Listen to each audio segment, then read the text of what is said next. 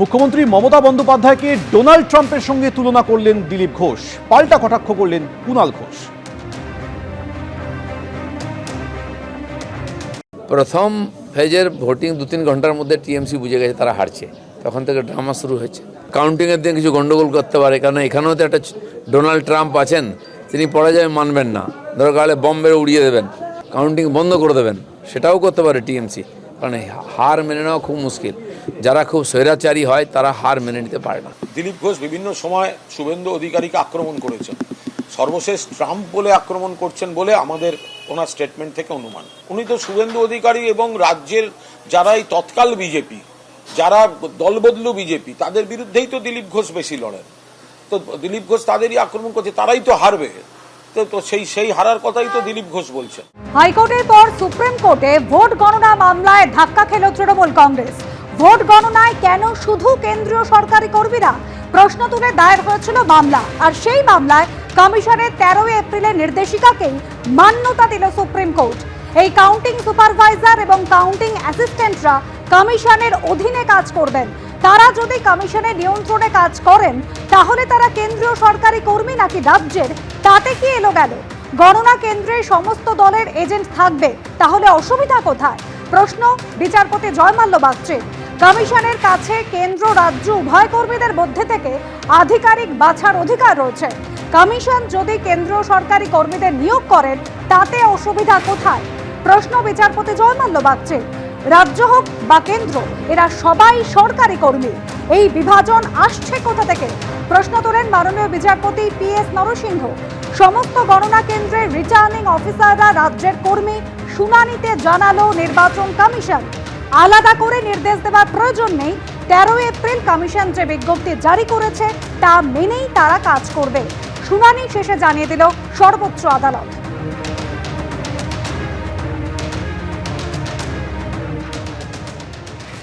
My order of 13th April never said central government or state government. It said at least one of them should be central government. Depending on the situation. That order was challenged in the High Court, dismissed, challenged on the Supreme Court on a Saturday by a special bench, again dismissed. So my order stood the test of time. My order was very practical and very independent order and equitable order. It was meant to ensure free and fair counting. Circular कहता है कि आप एक केंद्र का भी nominee वहाँ रख लीजिए और एक राज्य का भी नॉमिनी रख लीजिए। जो सरकारी मुलाजम होगा केंद्र का भी होगा और राज्य सरकार का भी होगा, और ये नियुक्ति उनकी होनी चाहिए। तो हमने सुप्रीम कोर्ट में कहा कि देखिए उनका खुद का सर्कुलर कहता है, चलिए आप सेंट्रल गवर्नमेंट नॉमिनी रखना चाहते हैं तो रखिए, लेकिन साथ साथ एक स्टेट गवर्नमेंट नॉमिनी भी रखिए, उसकी भी रैंडमाइजेशन नाम करके रखिए। तो सुप्रीम कोर्ट ने कहा कि आप तो वहाँ सर्कुलर चैलेंज कर रहे थे, तो हमने कहा कि अब हम सर्कुलर नहीं चैलेंज कर रहे, हम तो कहते हैं कि उसको लागू करो। तो अब हमें उम्मीद है, और सुप्रीम कोर्ट ने ये कहा कि, और ये ऑर्डर है कि the election commission will follow the circular issued by them both in letter and spirit. হাইকোর্টের পর সুপ্রিম কোর্টে ভোট গণনা মামলায় ধাক্কা খেল তৃণমূল। ভোট গণনায় কেন শুধু কেন্দ্রীয় সরকারি কর্মীরা, প্রশ্ন তুলে দায়ের হয়েছিল মামলা।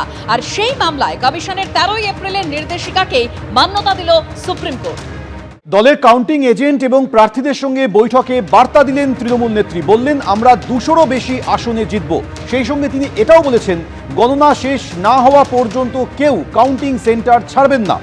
গণনা কেন্দ্রের পরিস্থিতি নিয়ে দলীয় নেতৃত্বকে জানাতে হবে। ভোটে যারা মার খেয়েছেন তাদের পুরস্কৃত করব। ভোর 5টার মধ্যে গণনা কেন্দ্রে পৌঁছে যাবেন। কোনো সিটে বিজেপি 200 থেকে 300 ভোটের ব্যবধানে জিতলে পুনর্গণনা করাবেন, এই নির্দেশ দিয়েছেন তৃণমূল নেত্রী। এক্সিট পোল নিয়ে মাথা ঘামানোর প্রয়োজন নেই, এটা শেয়ার বাজারকে প্রভাবিত করার চেষ্টা। 2021 এবং 2024-এও এমন ঘটনা ঘটেছিল। দলের কাউন্টিং এজেন্ট এবং প্রার্থীদের সঙ্গে বৈঠকে এই বার্তা দিয়েছেন তৃণমূল নেত্রী। 10 সেকেন্ডের জন্য যেন লোডশেডিং না হয় দেখবেন, তাহলে মেশিন বদলে দেবে। দলের কাউন্টিং এজেন্ট এবং প্রার্থীদের বার্তা দিয়েছেন তৃণমূল নেত্রী মমতা বন্দ্যোপাধ্যায়। কাউন্টিং এজেন্টদের সঙ্গে ভার্চুয়াল বৈঠকে মমতা বন্দ্যোপাধ্যায় এবং অভিষেক বন্দ্যোপাধ্যায়। সার্টিফিকেট হাতে না পাওয়া পর্যন্ত গণনা কেন্দ্র ছাড়বেন না। কাউন্টিং এজেন্টকে বসতে না দিলে সঙ্গে সঙ্গে পৌঁছে যাবেন প্রার্থী। দলকে সঙ্গে সঙ্গে জানাবেন, প্রয়োজনীয় পদক্ষেপ নেওয়া হবে। আর কি নির্দেশ দিলেন তৃণমূল নেত্রী, বিস্তারিত বলবেন আশাবুল হোসেন, টেলিফোনে রয়েছেন। আশাবুল। দেখো সৌমেন, প্রথম বার্তা যেটা ভার্চুয়াল বৈঠকে দলের যে নির্বাচনী এজেন্ট, কাউন্টিং এজেন্ট রয়েছেন, তাদের উদ্দেশ্যে মমতা বন্দ্যোপাধ্যায় বলেছেন যে 200-র বেশি আসন নিয়ে তৃণমূল ক্ষমতায় ফিরছে, ফলে চিন্তার কোনো কারণ নেই। এবং যে এক্সিট পোল, সেই এক্সিট পোলকে কোনো গুরুত্ব না দেওয়ার কথা তিনি বলেছেন। এবং তিনি বলেছেন যে এই এক্সিট পোলগুলোকে করা হয় শেয়ার বাজারকে প্রভাবিত করার জন্য। 2021 এবং 2024 সালে একইভাবে তৃণমূলকে হারিয়ে দেওয়া হয়েছিল। অন্যদিকে অভিষেক বন্দ্যোপাধ্যায় তিনি বলেছেন যে 215+ এই আসন নিয়ে তৃণমূল ক্ষমতায় ফিরছে।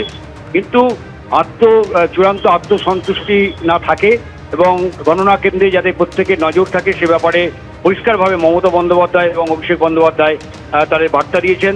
প্রথমত মমতা বন্দ্যোপাধ্যায় বলেছেন যে যেখানে 200 থেকে 300 ভোটের ব্যবধানে জয় পরাজয় নির্ধারিত হবে, সেখানে পুনর্গণনার জন্য দাবি জানাতে হবে।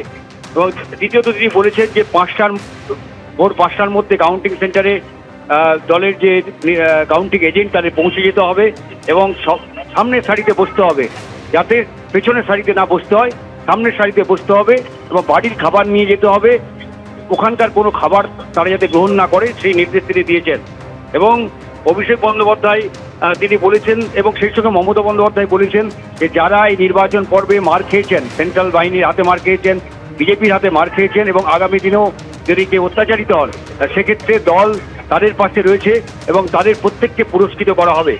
অভিষেক বন্দ্যোপাধ্যায় বলেছেন যে এই 4 মে পর্যন্তই যাবতীয় এই বিজেপির চমকানো কেন্দ্রীয় বাহিনীর চমকানো, তারপর নির্বাচনের ফলাফল বেরিয়ে গেলেই সব কিছু শেষ হয়ে যাবে।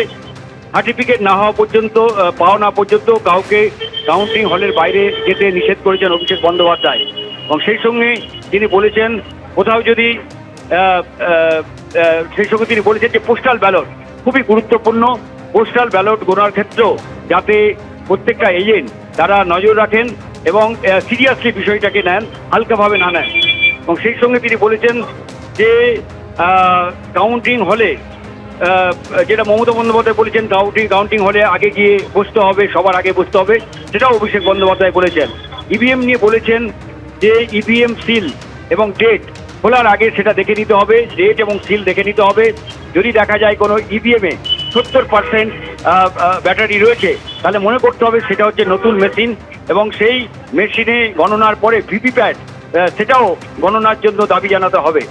এবং সেই সঙ্গে তিনি বলেছেন যে জেলায় জেলায় কলকাতা থেকে তৃণমূলের বিশিষ্ট নেতৃবৃন্দ তারা পৌঁছে যাবেন আগামীকাল সন্ধ্যার মধ্যেই এবং তারা বিভিন্ন কাউন্টিং সেন্টারে তারা মনিটরিং করবেন, অর্থাৎ এবং যাতে কাউন্টিং সেন্টারের বাইরে ছাত্র, যুব, মহিলা এই সদস্যরা অন্তত 4 থেকে 5 হাজার করে জমায়েত থাকে, সেই নির্দেশও তিনি দিয়েছেন। ফলে তৃণমূলের পক্ষ থেকে এবারই প্রথম জেলায় জেলায় কার্যত একটা করে কাউন্টিং অবজারভার পাঠানো হচ্ছে, যাতে জেলায় জেলায় যে কাউন্টিং সেন্টারগুলো রয়েছে তার সঙ্গে কলকাতায় যোগাযোগ রাখার জন্য এবং সমন্বয় রাখার জন্য কলকাতা থেকে বিশিষ্ট নেতাদের সেখানে পাঠানো হবে বলে অভিষেক বন্দ্যোপাধ্যায় নির্দেশ দিয়েছেন। মমতা বন্দ্যোপাধ্যায় বলেছেন যে লোডশেডিং 10 সেকেন্ডের মধ্যে যদি হয়, 10 সেকেন্ডের জন্য যদি হয় সেক্ষেত্রে কিন্তু ওরা ইভিএম বদলে দিতে পারে। এই বিষয়টা দলীয় নেতৃত্বকে জানাতে হবে যে যদি কোথাও লোডশেডিং করা হয় সে ব্যাপারেও নজর রাখার কথা বলেছেন মমতা বন্দ্যোপাধ্যায়। ধন্যবাদ। এবিপি আনন্দ, এগিয়ে থাকে, এগিয়ে রাখে।